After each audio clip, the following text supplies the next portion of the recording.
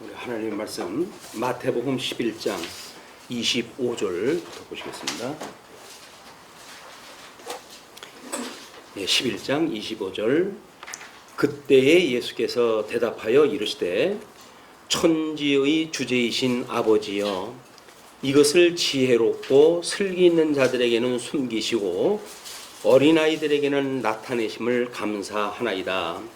옳소이다. 이렇게 된 것이 아버지의 뜻이니이다.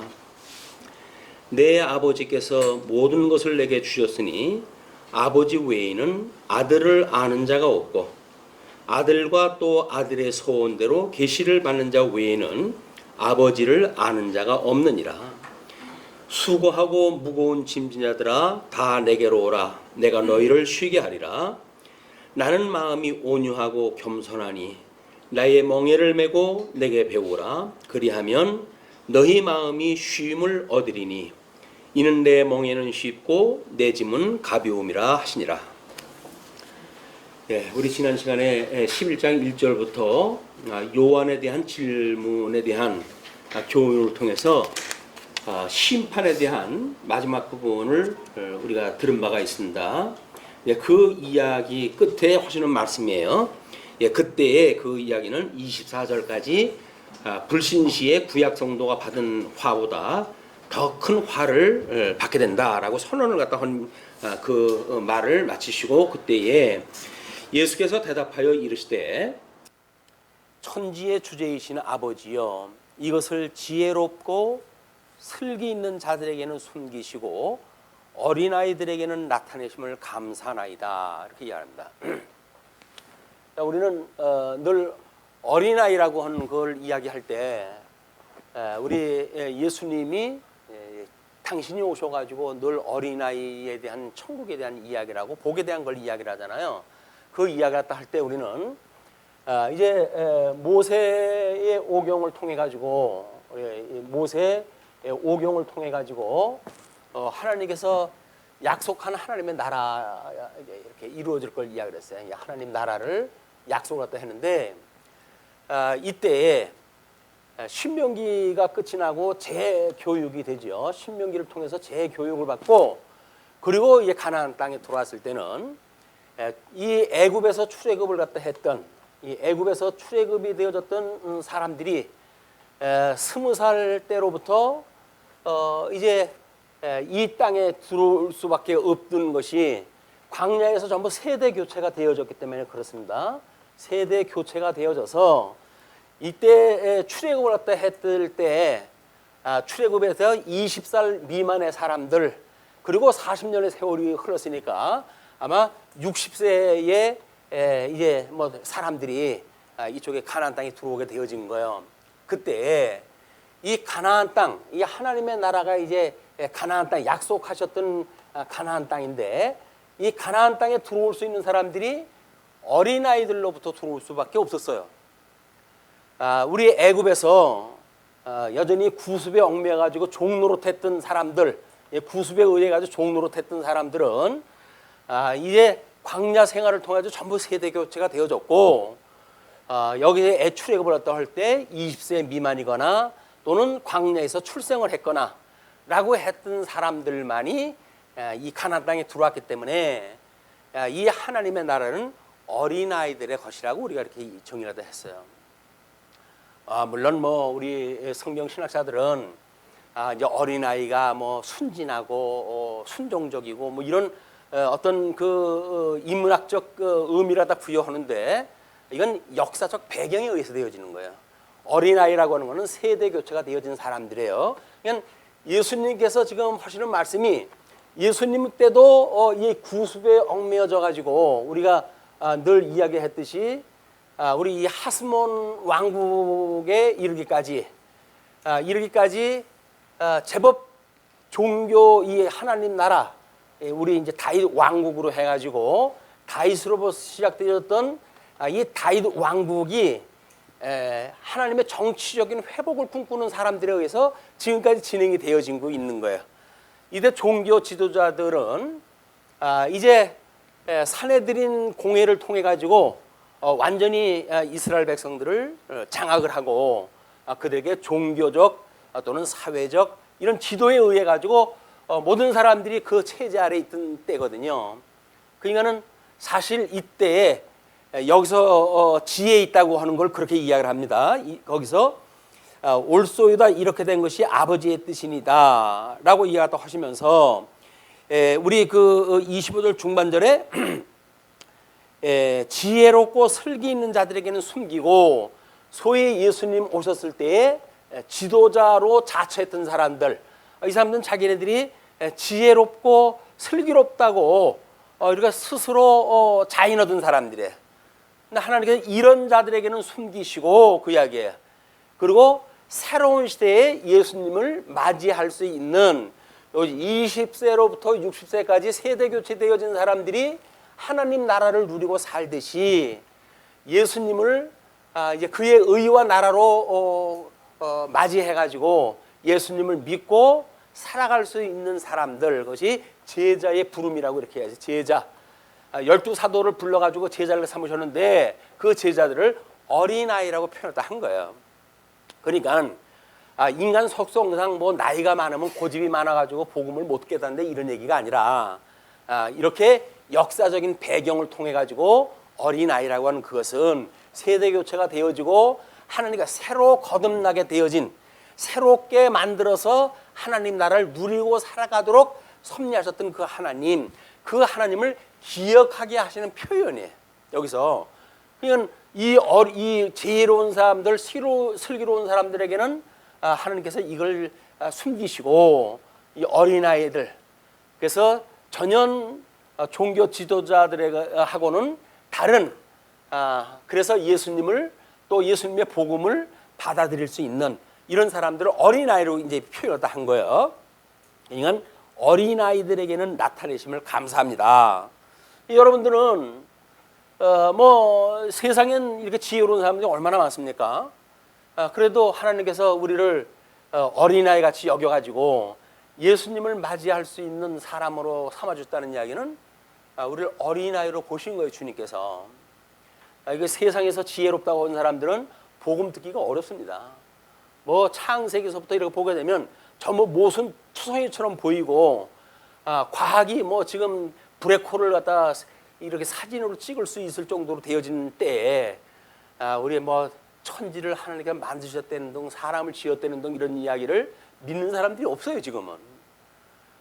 우리 특별히 복음주의를 지향하고 있는 몇몇 어떤 작은 무리들 외에는 자유주의가 이미 장악을 해가지고 하나님 나라 뭐 저기 예수님이 구름 타고 오신다고 이러는 걸 믿지 않는 때, 우리들은 어린아이 같아가지고 성경이 말하는 모든 말씀을 그렇습니다라고 아멘으로 받아들일 수 있는 사람들이에요. 그래서 우리가 어린아이예요. 우리가 어린아이. 그래서 똑똑한 사람들 그걸 믿지 않아요.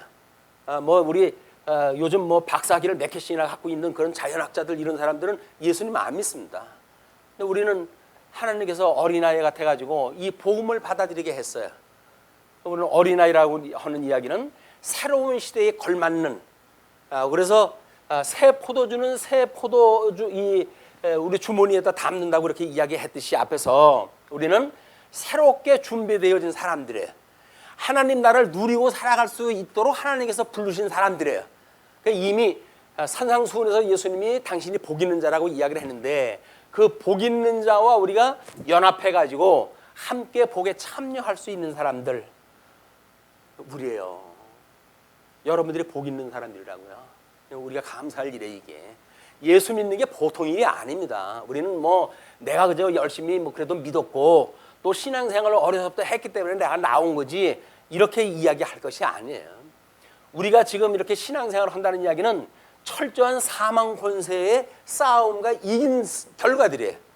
지금도 여전히 어떤 세상의 학문들 철학 세계에 빠지게 되면 하나님 우리는 믿을 수가 없어요. 근데 하나님께 우리를 불쌍히 여겨가지고 우리를 어리석게 또는 어리게 이렇게 스스로 자처하게 하시고, 그래서 예수를 그리스도로 믿고 세상 사람이 다 믿지 않는 하나님 나라를 우리가 소망으로 살아가게 되어진 겁니다.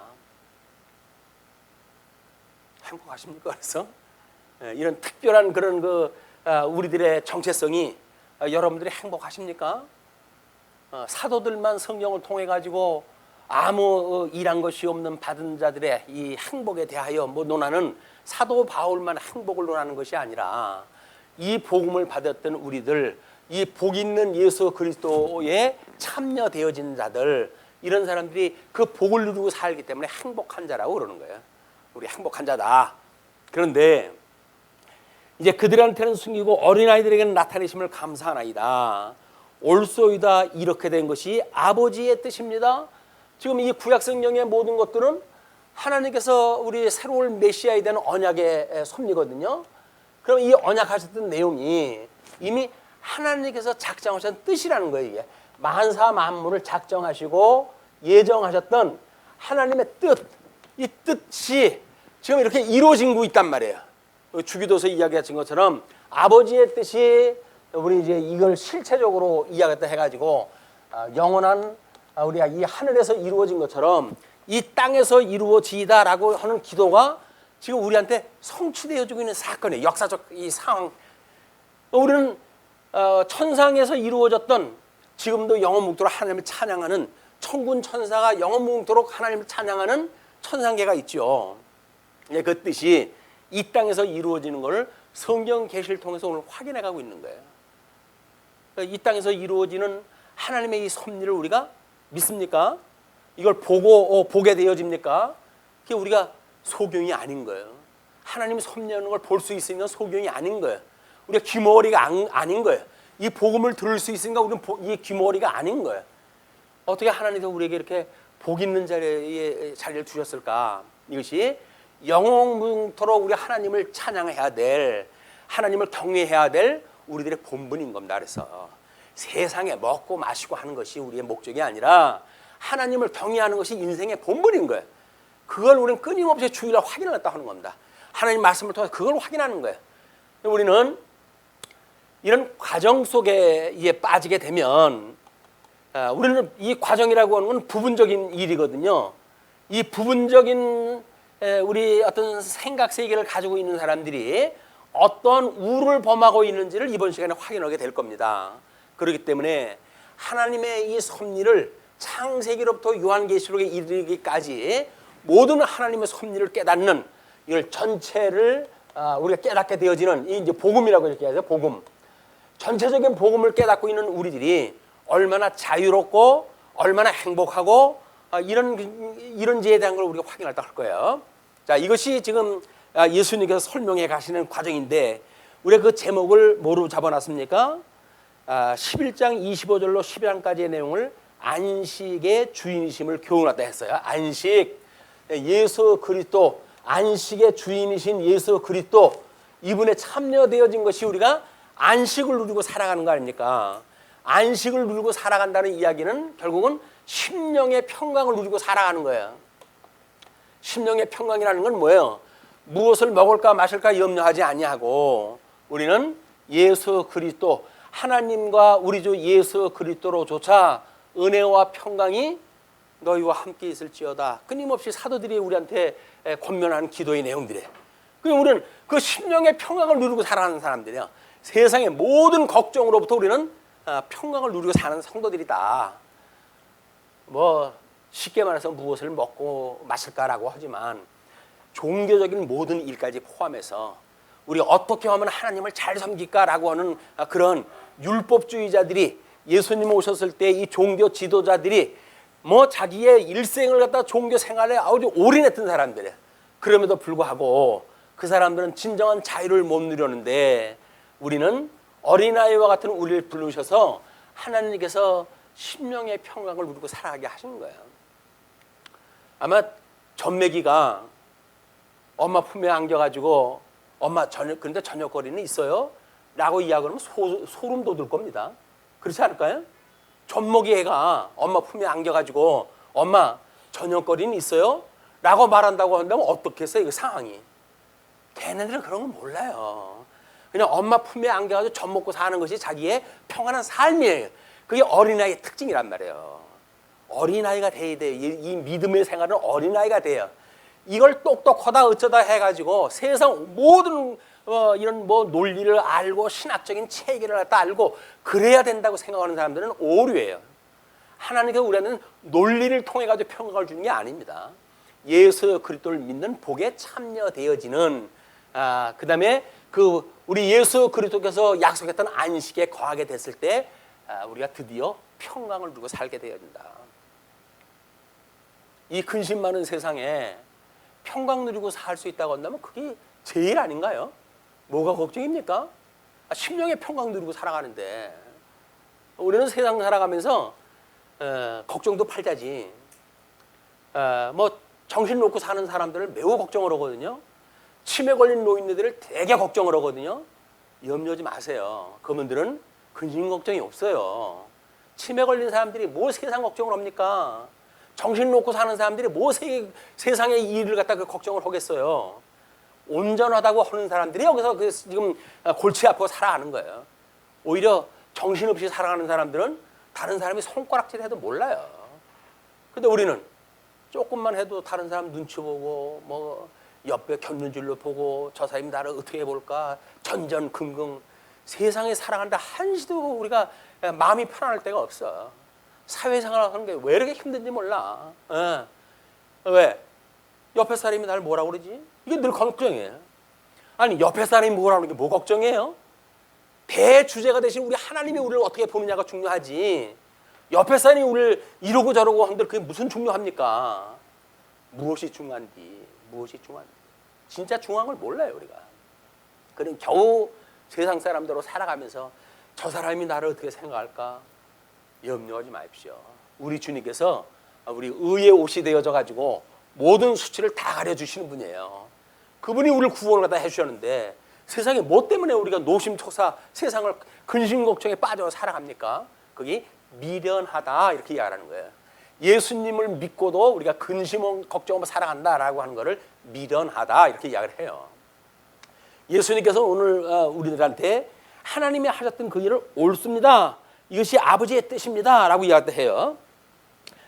예수님이 우리 하나님을 아버지라고 이야기를 하면서 이미 삼위일체 하나님을 선언을 갖다 했고 예수님은 성부 하나님과 당신이 부자지간이라고 하는 걸 이야기를 했어요. 그래서 우리 예수님의 우리 참여되어진 사람들, 이 복과 안식으로 해서 참여되어진 사람들을 우리는 예수님이 맏아들이 되어졌으니까 예수님과 연합되어진 모든 사람들은 저 하나님을 아버지라고 부르는 거예요. 세상을 지으신 분이 우리 아버지라고 이야기를 하면서도 우리는 온통 세상을 살아가면서 내 걱정 다 하게 되니까 내가 뭘 해서 살아간다고 생각이 드니까 세상을 지으신 하나님이 당장 지금 우리가 부를 이유가 없는 거예요. 하나님 그냥 거기 계시고요. 여기건 제가 알아서 할게요. 라고 하는 걸 우리가 믿음이라고 그럽니까? 믿음이 아니에요. 믿음이라고는 대주주 되신 우리 하나님 믿는 거예요. 그분이 보내주셨던 예수님을 그리스도로 믿는 거예요. 내 생명의 대속주가 되어졌고 내 모든 죄를 사주셨던 예수님을 믿는 것, 이것이 우리가 하나님을 아버지라고 부르는 거예요. 우리 뭐 한때는 뭐 만군의 여호와 뭐 이런 걸 강조했지만 남의 아버지 부르도 그렇게 부르지 마시고 우리 아버지를 부르십시다. 하나님 아버지, 아버지 하고 불러요. 그냥 뭐 만군의 주 여호와 뭐 이런 거 성경의 표현이 멋있는 것 같지만 우리하고 직접적인 관계가 없는 사람 같잖아요. 이웃집 아버지 뭐 성함 부르는 것 같잖아요. 그러니까 그분이 우리 아버지라고 한다면 우리는 하나님을 부를 때 그냥 아버지라고 부르셔야 돼요. 아버지라고. 여호와가 어떻고 뭐 천군 천사를 갖다 운영하시는 하나님이 어떻고 뭐 이런 남의 아버지 부르지 말고 우리를 직접 생명을 갖다가 낳아주신 그 하나님을 아버지라고 부르는 성도가 됐으면 좋겠다. 몰라 이제 3살 그 이상이 돼가지고 말썽을 부릴 때 너는 주소 왔어라고 이야기를 하게 되면 자기 정체성의 혼란을 느껴가지고 이거 내가 저 우리 아버지가 맞나라고 근심 걱정하고 살아갈는지 모르겠지만 우리는 이미 하나님이 너는 내 아들이라고 이야기해 주셨으니까 그 하나님을 믿고 살아가는 성도들의 행복, 그것이 실질적인 우리 거였으면 좋겠어요. 자, 그러면서 내 아버지께서 모든 것을 내게 주셨으니, 모든 것을 주셨다는 이야기는 뭐예요? 우리가 하나님께서 모든 권위를 우리 주님께 주셨다는 거예요. 하나님의 그 권위를. 그래서 아버지 외에는 아들을 아는 자가 없고 이제 성부 하나님만이 성자 하나님을 보냈으니까 그 성부 하나님께서 성자 하나님을 아시고 아들과 또 아들의 소원대로 계시를 받는 자 외에는 아들과 성자 하나님이신 예수 그리스도와 또 그 성자 예수 그리스도 아들의 소원대로 계시를 받는 자 외에는 아버지를 아는 자가 없느니라. 그래서 우리는 이 예수님 때문에 하나님이 어떠한 분인지를 아는 거예요. 예수님이 나를 보았은즉 너희들이 하나님을 보았거늘 어찌하여 하나님을 내가 보이라 하느냐라고 이야기하다 하지 않습니까? 우리 사람의 모습을 입고 이 땅에 오셨던 그 예수님을 본 것이 하나님을 본 거예요. 하나님을 본 거. 우리 아버지를 그래서 우리가 우리 아버지라고 마음 놓고 부를 수가 있는 겁니다. 그렇게 이야기를 하면서 수고하고 무거운 짐진 자들아 다 내게로 오라. 수고하고 무거운 짐이 뭘까요? 제일 큰 문제는 종교적인 일이죠. 이 사람들이 얼마나 강력하게 율법을 강조를 갖다 해가지고 율법대로 제대로 살지 않는 모든 사람들을 죄 아래 가두고 정죄했던 사람들 아닙니까? 여기서 이 사람들은 길을 못 피고 살았어요. 이 종교 지도자들 앞에. 그렇기 때문에 그때 예수님께서 이 율법의 모든 저주를 다 용서하도록 하시기 위해서 십자가에 못 박아 죽으심으로 우리를 대신해서 죄값을 다 치르셨다라고 하는 것을 깨닫게 하시러 이분이 오신 거 아니에요. 그러니까 너희들이 내가 구약에 약속되어졌던 그 메시아인 줄 알게 되면, 그 이야기에 기름 부음 받은 자로 언약되어졌던 그분인 줄 알게 되면 너희들은 쉼을 얻게 될 것이야. 예수님을 믿으면서 쉼을 갖다 얻지 못한다는 이야기는 가짜예요. 가짜 예수쟁이에요. 예수를 믿으면서 근심 걱정한다는 이야기는 가짜 예수쟁이에요.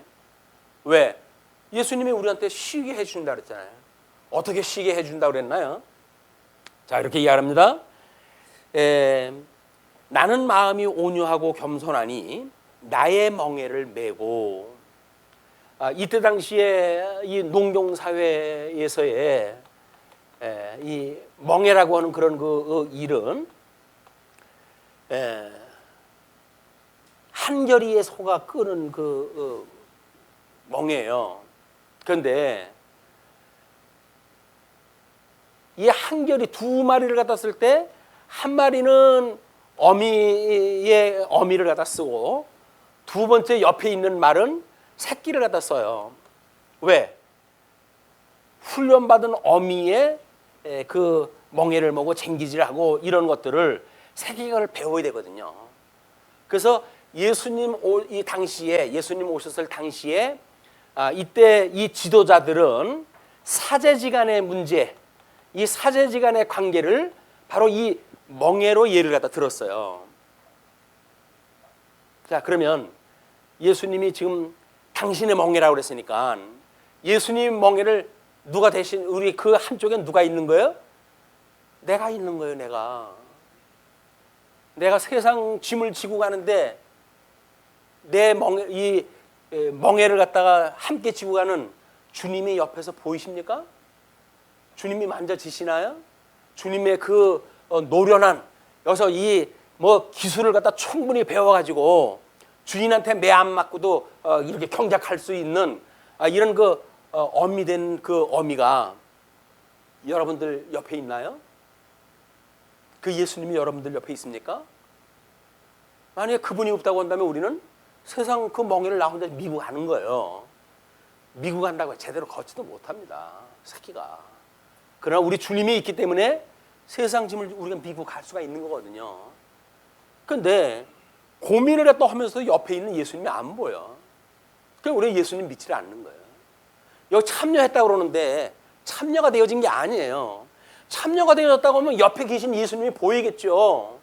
우리는 아까 그랬잖아요. 눈이 먼 것도 아니고 귀가 먹은 것도 아니라고 그랬는데, 근데 그 예수님이 왜 안 보이고 그 예수님의 음성이 왜 안 들릴까요? 우리 가짜예요. 예수 믿는 거 아니에요. 같이 멍에를 미고 가는 주님이 안 보여요. 하나님은 우리 예수님은 나를 보았으니 하나님을 봤다고 그러는데, 예수님은 다른 방식으로 당신의 임재 방식을 이야기를 합니다. 내가 너희를 사랑한 것 같이 너희도 이웃을 내 몸과 같이 사랑해라, 이렇게 이야기를 해요. 자, 그럼 우리 옆에 있는 멍에를 보니까 누가 보이기 시작을 합니까? 예수님이 안 보이면 예수님 안에 있는 믿음의 사람들이 보입니까? 그래서 사랑할 대상이 보입니까? 그를 위해서 기도할 그런 그 대상이 보입니까? 우리 함께 이런 복음을 위해 가지고 살아가야 될 그런 그 지체가 보이십니까? 그럼 우리 예수님을 보는 거예요. 근데 지체가 아니라 왼수 덩어리야. 저 왼수만 없으면 교회 생활 헐만할 것 같은데 저 왼수 때문에 내가 교회 생활 못 하겠어. 그 이야기는 뭐예요? 예수님이 안 보이는 거예요. 누구만 보여요? 말씀 부리는 사람들만 보이는 거예요. 말씀 부리는 사람은 뭐예요? 우리가 지어야 될 멍에들이거든. 다 이게 멍에. 그러니까 그 멍에를 통해 가지고 우리를 용서하셨던 예수 그리스도가 보여주고 그 예수님이 우리의 모든 짐을 대신 지고 있다고 하는 그분이 보여야 되는데 그분은 보이지 않으니까 우리는 전부 뭐라 세상에서는 떨거지라 떨거지. 전부 내가 먹어야 살려야 되고 내가 애를 써야 되고 내가 그 노력을 갖다 해가지고 지탱을 갖다 해줘야 되고 와 이거 전부 내가 해야 돼. 왜 내가 해야 돼? 왜 내가 이 교회의 모든 일을 내가 해야 돼? 만약에 목사가 그런 생각하고 있다고 한다면 웃기는 거예요. 웃기는 거. 지가 하긴 뭘 해요. 지가 하기는. 장로가 만약에 그런 생각을 한다면 웃기는 장로예요. 지가 뭘 합니까? 우리는 내가 한다고 생각이 드니까 안 해주는 사람 보면 내가 왜 저 사람 못까지 내가 다 해야 돼? 힘든 거예요. 그런데 예수님의 멍에를 우리가 드디어 볼 수가 있기 시작을 하게 되면 우리는 사랑스러운 지체가 보이기 시작하는 거예요. 왜? 예수님하고 함께 있는 예수 안에 있는 자들 아닙니까? 아무리 나는 보기 싫어도 그는 예수님 안에 있는 자예요. 그건 구원받은 자예요. 구원받은 자가 내 옆에 있다고 한다면 예수님 안에 있는 자인데 나하고 똑같이 예수님 안에 있는데 왜 그 예수 안에 있는 자가 나한테는 짐으로 보여질까요?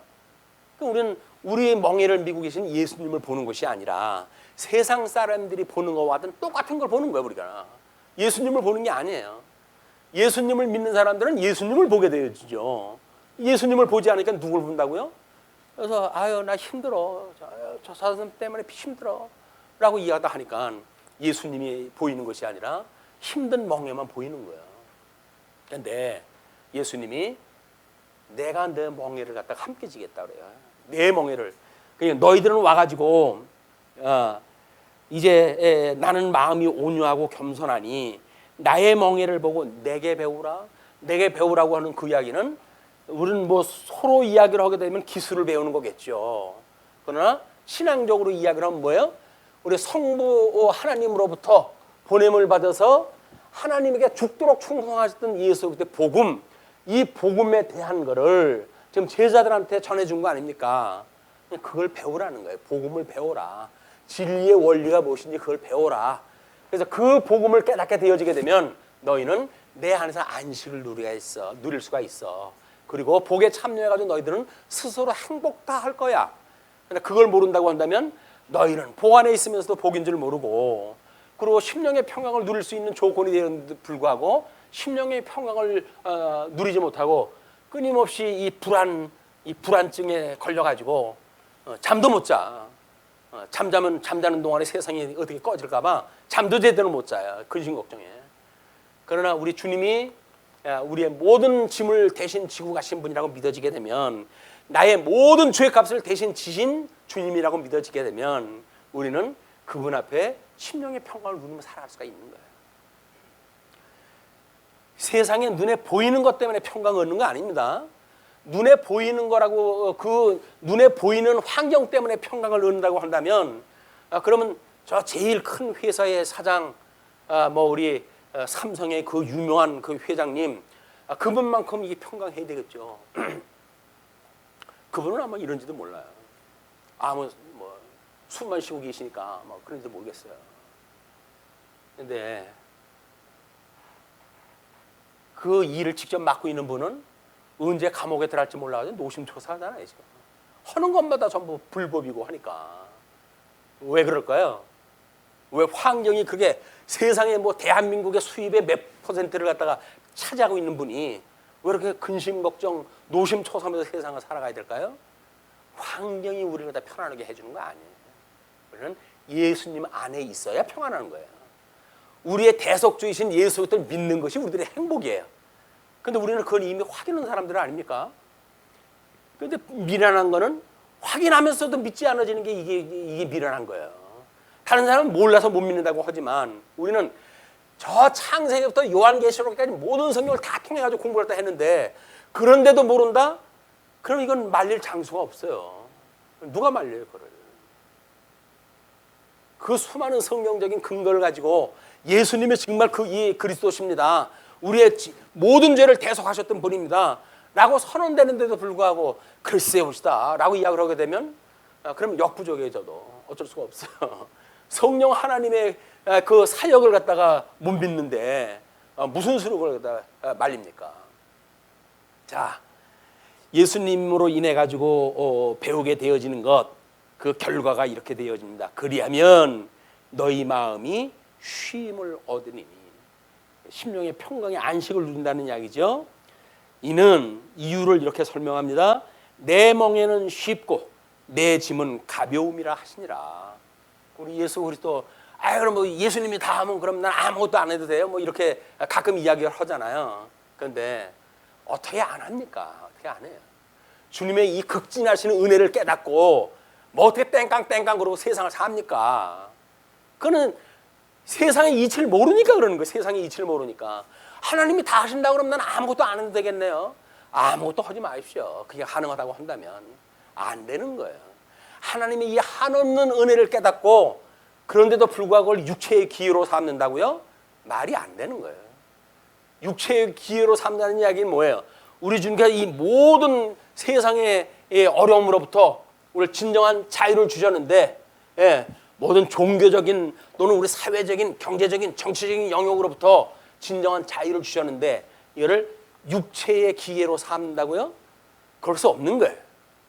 믿어지지 않을 때 그렇게 되어지는 거예요. 믿어지지 않을 때 그것이 육체의 소욕에 우리가 열매를 맺게 되어지는 거기 때문에 끊임없이 하나님 앞에 성령의 소욕을 따라 살아갈 수 있도록 우리가 기도를 다 하는 겁니다. 쉬지 않고 기도하는 거예요. 그게 죽었던 우리를 살려주신 분 아닙니까? 그러면 성화의 가정에서 끊임없이 죽었던 나를 살렸던 주님, 저로 하여금 온전히 주님 앞에 자유를 누릴 수 있도록 세상에 이거에 우리 종로로 서지 않도록 저 좀 붙들어 주세요. 저 좀 살려주세요. 저 좀 구원해 주세요. 그걸 우리 기도하는 거예요. 뭐 구원 받았는데 뭘 또 후원을 갖다 해달라고 그래요. 구원 받은 사람이 그렇습니까? 우리의 이 구원이라고 하는 온전한 구원을 이야기를 하는 거지 과정적인 걸 이야기를 하는 게 아니에요. 궁극적인 구원을 바라보고 있다고 한다면 우리는 궁극적으로 우리 자유, 우리 주님 오시는 그날까지 주님께서 나를 꼭 붙들어 주세요라고 기도할 이유가 있는 거예요. 그것이 신앙생활이에요. 그게. 그런데 뭐 예수님 믿고 다 따놓은 망상이니까 그 다음에 이제 내가 하고 싶은 거 하면서 살면 된다고 생각이 들어요. 예수 믿고. 그게 자유라고 생각을 하죠. 방종이에요. 이거는. 이쪽의 자유가 아니라 이쪽의 자유는 방종입니다. 자, 우리 주님이 쉽고 또 주님께서 우리한테 맡겨준 분량의 짐은 가볍다고 이렇게 이야기하다 하니까 그걸 이제 우리가 우리 12장 1절로부터 바리새인들의 이 부분적인 것만을 알고 있는 바리새인들의 예수님 공격을 당해요. 예수님은 전체적인 서문을 열어놨어요. 안식에 대한 전체적인 서문을 열어놨더니 이 부분만을 아는 그때 당시에 지혜롭고 슬기롭다고 하는 자들, 이런 자들이 예수님 앞에 공격을 합니다. 그게 안식일 논쟁이에요. 이제 그때 예수께서 안식일에 밀밭 사이로 가실새에 제자들이 시장하여 이삭을 잘라 먹으니, 자, 우리는 구약 성경에서 이야기할 때 율법적인 그런 그 조항으로 해가지고는 우리 밭에 있는 이삭을 먹는 일은 율법이 허락이 되어져 있는 상황이에요. 문제는 뭐냐면 이 사람들이 봤을 때 왜 이거를 자기네들이 이걸 규정을 갖다 만들어 놨거든요. 그래 놓고는 어떨 때 이삭은 어떨 때 먹으면 죄다라고 하는 걸 정해놨어요. 그러니까 하나님은 우리 율법을 통해 가지고 너희들이 배고프면 이삭은 먹어도 괜찮다라고 이야기를 해주는데 자기네들이 만들었던 안식일 규정에 의할 것 같으면 그걸 먹으면 안 된다는 거예요. 그걸 가지고 이제 공격을 다 하는 거예요. 자, 그래서 그것들을 이삭을 잘라 먹으니 바리새인들이 보고 예수께 말하되 보시오, 당신의 제자들이 안식일에 하지 못할 일을 하나이다. 우리 주보에 나와져 있는 그 안식이라고 하는 이제 그거를 우리가 모세오경 또는 역사서 또는 복음서 또는 서신서 이렇게 네 가지 차례를 전부 예를 갖다 들어가 설명을 다 했고, 실체적으로 해가지고는 아담에게 주셨던 이제 그때의 그 안식과 그다음에 요한계시록에서 실체적으로는 전체 안식에 대한 전체적인 도식을 소개를 갖다 해드렸어요. 근데 그거를 다 설명을 하면 쓸데없이 또 시간이 가니까 그거는 우리 도면으로라도 이해를 다 하시고, 이삭을 먹는 일에 대해서도 도표로 해가지고 밑에 다 정리가 됐어요. 그것만 읽으면 무슨 이야기인지 아는데 그렇게 보지를 마시고, 이제 그 이삭을 잘라 먹었을 때 그들이 바리새인들이 보고 예수님한테 자기네 규정에 의해서 볼 것 같으면 당신의 그 제자들은 지금 안식일에 하지 못할 일을 했습니다 라고 고발을 하는 거예요. 예수님은 제자들이 자기에게 참여되어진 사람들 아닙니까? 예. 예수님하고 함께 되어지게 되면 적이에요, 동지예요. 예수님은 자기하고 방해만 하지 않고 반대만 하지 않으면 자기 편이라고 이야기를 하셨으니까 제자들이 아무리 미숙해도 예수님이 편 들어줘야 돼. 예. 왜? 자기 편이니까. 그걸 이야기를 하다 이렇게 이야기를 하십니다. 예수께서 이르시되 다윗이 자기와 그 함께한 자들이 시장할 때에 한 일을 잊지 못하였느냐? 지금 이제 이 가나안 땅 들어가지고 사무엘 때니까 아직 우리 솔로몬의 성전이 지어지기 전이었었지요. 다윗이 사울에게 쫓기고 있을 때 이제 그때 그 역사적 배경을 가지고 읽어보지 못했느냐, 그런 그 이야기예요. 그 다윗이 하나님의 전에 들어가서 제사장 외에는 자기나 그 함께한 자들이 먹어서는 안 되는 진설병을 먹지 아니하였느냐? 자, 율법에서 금했던 일이에요. 율법에서 금했던 일인데 지금 다윗이라고 하는 기름 부음 받은 자를 하나님께서 사울이라고 하는 자로부터 구출하기 위해 가지고 그때 그 제사장을 통해 가지고 제사장들이나 함께한 자들만 먹을 수 있는 떡을 다윗에게 줬어요. 다윗하고 그의 이 함께 따랐던 그런 그 자들에게 먹게 했단 말이에요. 그런 그 일을 너희들은 보지 못했느냐? 진설병을 먹지 아니하였느냐? 이것이 구약 성경에 이렇게 되어져 있는데 어찌하여 지금 내 제자들이 밀밭에서 그걸 먹었다고 정죄하는 거야? 라고 이야기를 하는 거예요. 구약 성경에도 그런 그 예외적인 조항이 있다는 거죠. 왜냐하면 우리는 이제 이 신앙생활도 할 때 율법의 대강령이 뭐라 그랬습니까? 율법의 대강령. 이 율법의 대강령은 이게 사랑이에요, 사랑. 그래서 우리가 이제 그 모든 율법은 사랑을 할 때에 다 완성되어졌다라고 이야기다 하는 거예요.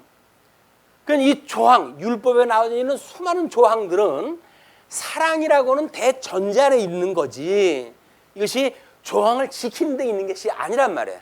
근데 심지어 자기네들이 만들어 놓은 규정에도 그걸 지켜야 된다고 생각을 하니까 부분적으로 아는 사람들이 얼마나 골치 아픈 사람들입니까?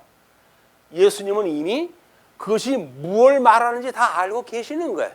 우리 하나님이 그의 택한 백성들을 사랑을 해서 사랑하는 다윗으로 하여금 통일 왕국의 왕으로 세워야 될 거 아닙니까?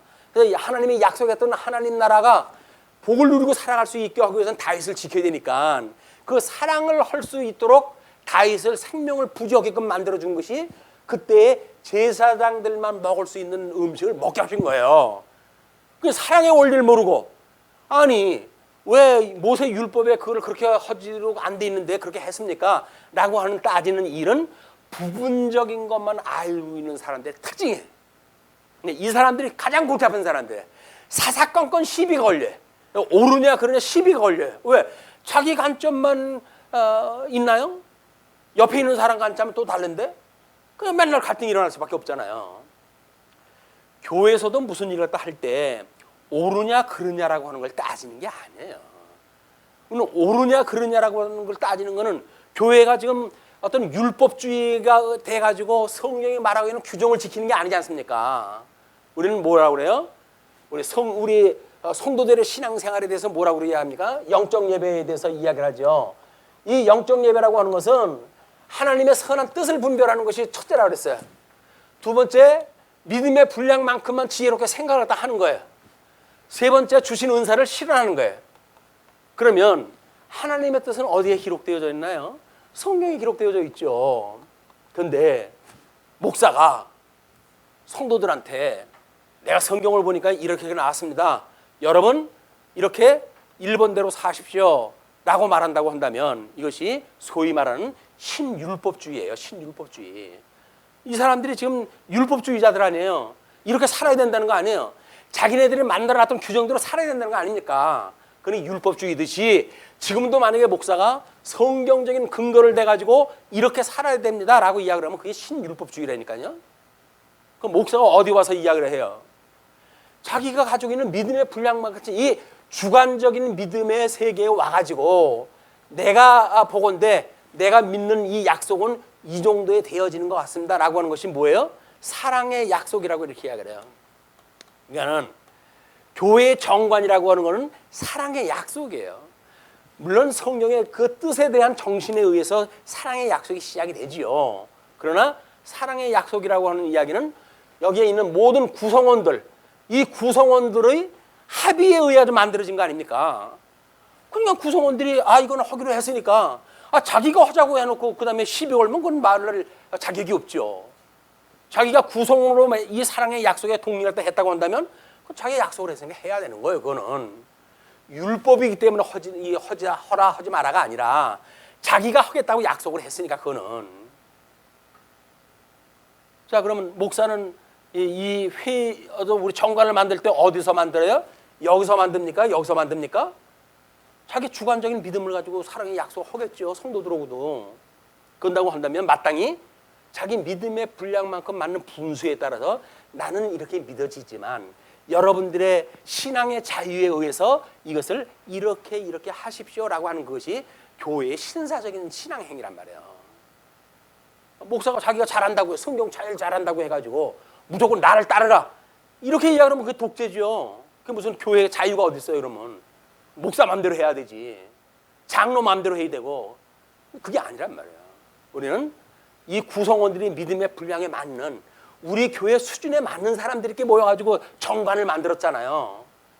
근데 그 믿음의 수준에 의해 가지고 약속이 됐으면 그걸 기준으로 해야지.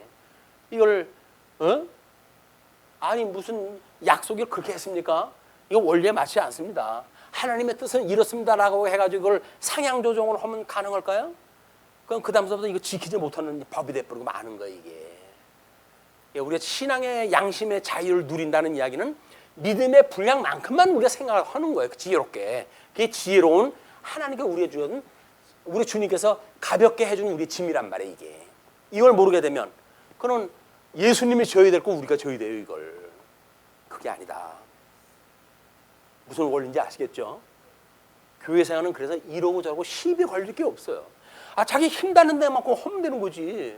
왜 옆에 사람이 뭐 이러고 저러고 뭔 상관이 있어요 그게. 그게 안 되니까 자꾸 눈치 보고 교회 생활이 지금 싫어지는 거예요 이게. 왜? 자기 믿음의 분량에 지난 거를 자꾸 보게 되거든요. 자기는 뭐 한 50% 정도 믿고 살아가는데 다른 사람이 한 40% 정도 믿는 사람을 보게 되면 못마땅한 거예요 저 사람이. 그 사람이 교회 생활 한 지가 얼마인데 맨날 저러나라고. 근데 만약에 60% 정도 믿는 사람 앞에서 보게 되면 자기 늘 부족하잖아요. 그러니까 맨날 부채의식을 가지고 살아야 돼요. 난 날마다 이렇게 사는 사람이 신세나지고 내가 여기 있어야 될 뭐 이유가 없어 이렇게 해가지고 신세 한탄하면 살아가게 되어지는 거예요. 이거는 하나님의 이 영적 예배의 원리를 모르기 때문에 나타나는 아주 기현상입니다. 믿지 않는 사람들이 믿는 척하는 사람들이 만들어내는 일들이란 말이에요. 우리는 하나님께서 우리에게 이렇게 영적 예배를 살아가게 하신다고 한다면 진정한 자유를 가지고 여기서 누릴 수가 있는 거예요. 그걸 예수님이 주시는 이 안식에 올리는 거예요. 그러면서 4절에 이렇게 이야기를 합니다. 그가 하나님의 전에 들어가서 제사장 외에는 자기나 그 함께한 자들이 먹어서는 안 되는 진설병을 먹지 아니하였느냐. 이렇게 해가지고 첫 번째 제시를 갖다 하고, 두 번째 또 안식일에 제사장들이 성전 안에서 안식을 범하여도 죄가 없음을 너희가 율법에서 읽지 못하였느냐? 율법에는 금한 일들이 있잖아요. 그런데 제사장들은 안식일에도 어떻게 해야 돼요? 제사를 드려야 될 거 아니에요. 제사를 드리려고 하면 제물을 갖다 잡아야 되고 노동을 있는 대로 다 해요. 평상시하고 다른 게 없어요. 똑같아요. 제사를 갖다 드려야 되니까. 근데 왜 안식일 날 레위인들은 그 제사장들은 그런 안식일을 범하는 일을 갖다 해야 됩니까? 이것이 하나님의 제사의 원리란 말이에요.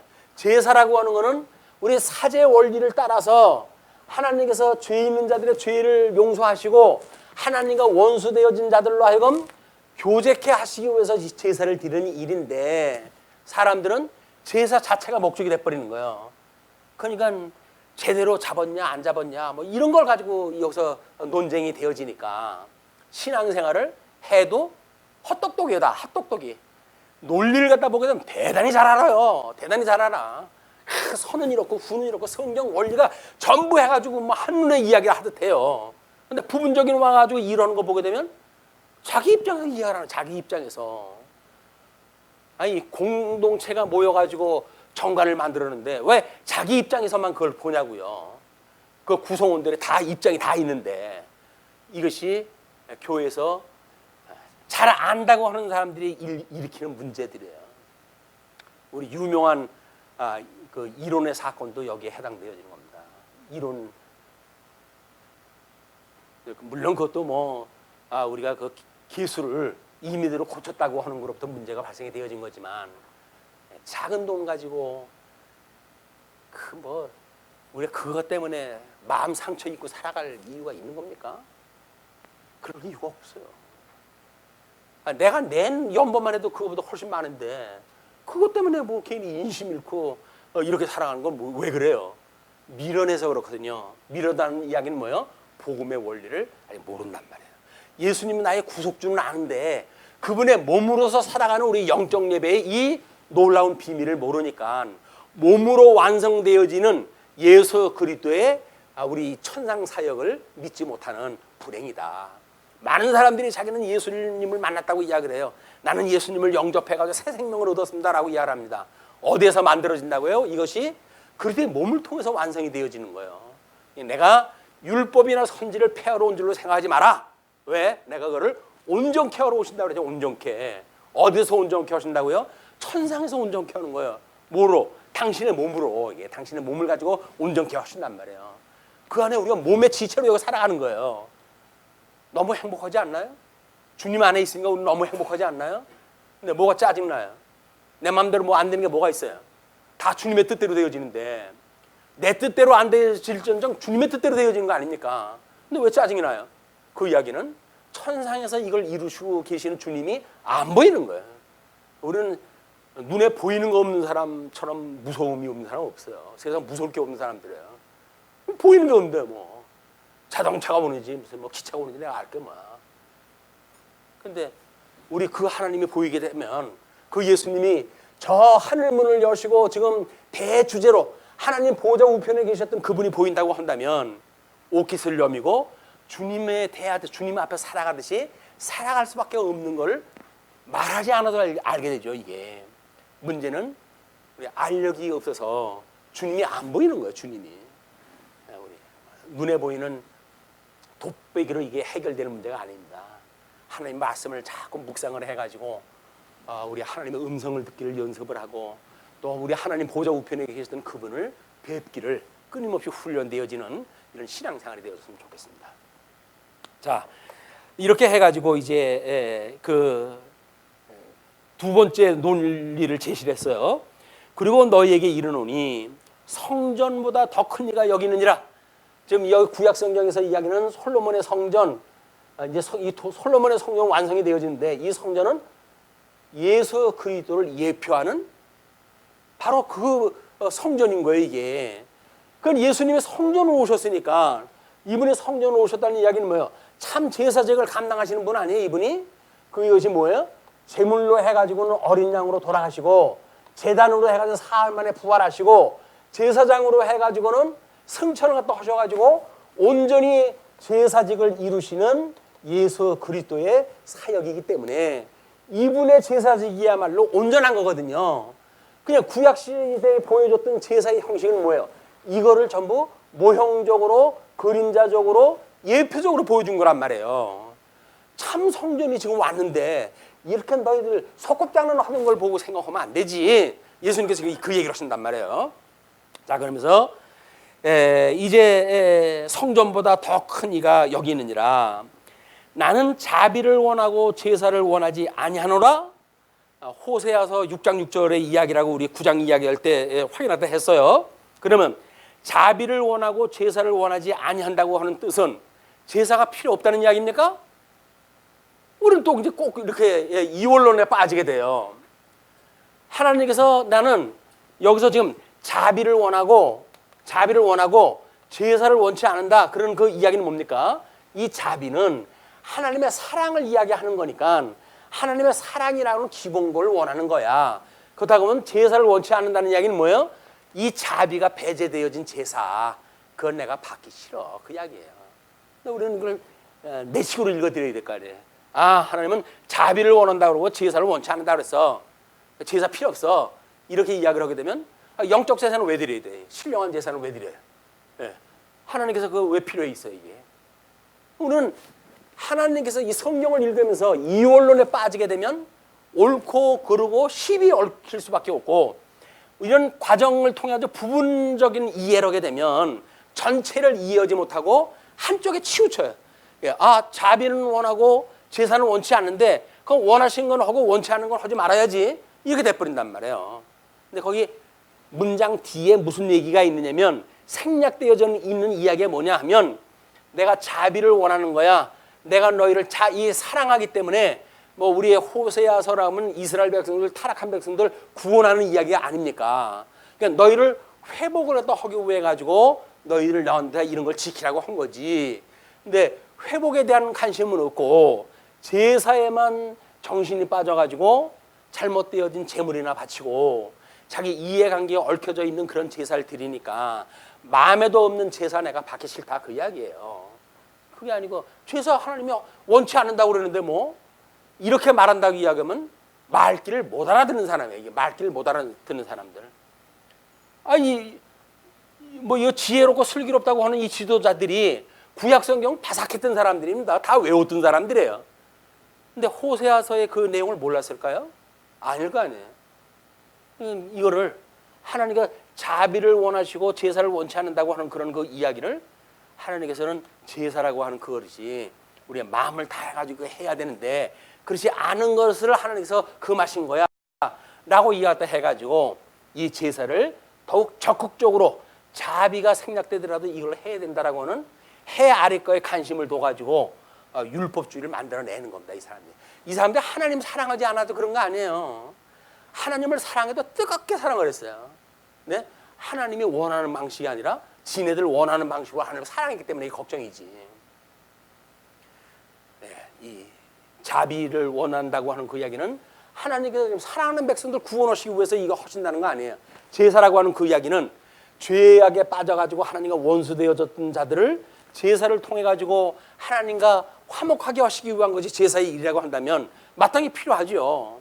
그런데 자비가 배제되어져 있는 제사라고 한다면 아무런 의미가 없기 때문에 주님께서는 그렇게 이야기를 하는 겁니다. 자비를 원하고 제사를 원하지 아니하노라 하신 뜻을 너희가 알았더라면, 이 뜻이 뭔지를 알았더라면, 그 뜻이 뭐예요? 우리 예정인 예수 그리스도 안에서 선택하기로 한 자들과 그 다음에 바깥에 버리기로 이 예정되어진 자들이 있잖아요. 그걸 위해도 하나님께서 이 섭리를 갖다 해가신단 말이에요. 그러면 지금 우리한테 이스라엘 백성들이 이렇게 모질게 고생을 하다가 하나님 앞에 급기에 질문을 던집니까? 던져요. 뭐라고요? 주님, 정말 우리를 사랑하십니까? 왜? 사랑한다고 하기에는 너무나 이 고생을 하다 했거든요, 이스라엘 백성들이. 그러니까 하나님께서 그럼 내가 너희를 사랑하지. 사랑하는 게 이래요. 지금 두 번만 사람 다 죽여버리겠네. 이런 노여움이 있는 거예요. 하나님 앞에 대며들어요. 그냥 하나님께서 내가 에서는 미워하고 야곱은 사랑했잖아. 그 이야기는 뭐예요?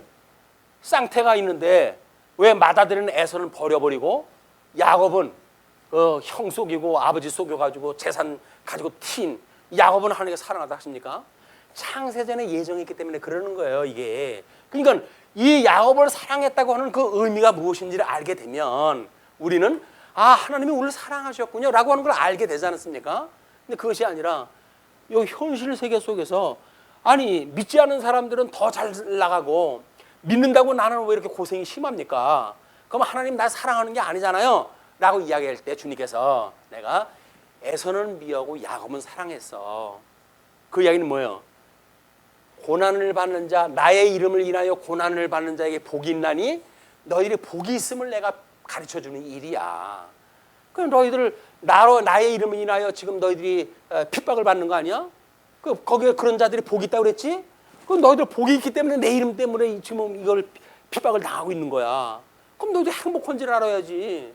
내가 너를 선택했기 때문에 지금 내 안에서 너희들이 하나님 앞에 그런 고난을 당하고 있는데 근데 왜 고난을 갖다 주냐면 어떡해. 내가 너를 사랑하기 때문에 그러는데. 믿는 사람한테 주어지는 모든 고난, 환난은 하나님께 주시는 사랑의 메시지, 사랑의 메시지. 환난 날에 그래 어떻게 그래요? 온전히 기뻐하라는 거예요. 우리 보고 환난 날에. 아니 감사하고 기뻐할 일이 없어가지고 환난 날에 기뻐합니까? 왜? 그럴 때 비로소 우리는 내가 주의 이름을 인하여 핍박을 받는 거 보니까 내가 예수 믿는 사람 맞네. 내가 영생을 얻은 사람 맞네. 새 생명을 얻어서 새로운 피조물이 되어진 거 맞네. 예수님이 열어가는 새로운 시대에 내가 이제 여기에 새로운 시대에 어린아이처럼 예수님을 믿는 이런 성도가 되어진 게 맞네. 이게 확인되어지는 거예요. 끊임없이 확인되어지는 거예요. 그냥 우리가 감사한 거예요. 이게 예수 믿고 돈 잘 벌고 예수 믿고 건강하고 이것 꿈꾸는 거 아닙니다. 이거는 믿지 않는 사람들도 그거 추구하면 살아가요. 우리가 추구하는 건 뭐라고요? 저 신령한 세계에 하나님 나라의 영원한 백성으로서 영원뭉토록 하나님을 찬양하는 인생의 본분을 다하는 것을 배워가는 이런 신앙생활이 우리의 신앙생활이다. 이 신앙생활이 여러분들한테 행복한 그런 시간들이 되었으면 좋겠습니다. 오늘 말씀 줄이죠. 기도하시겠습니다.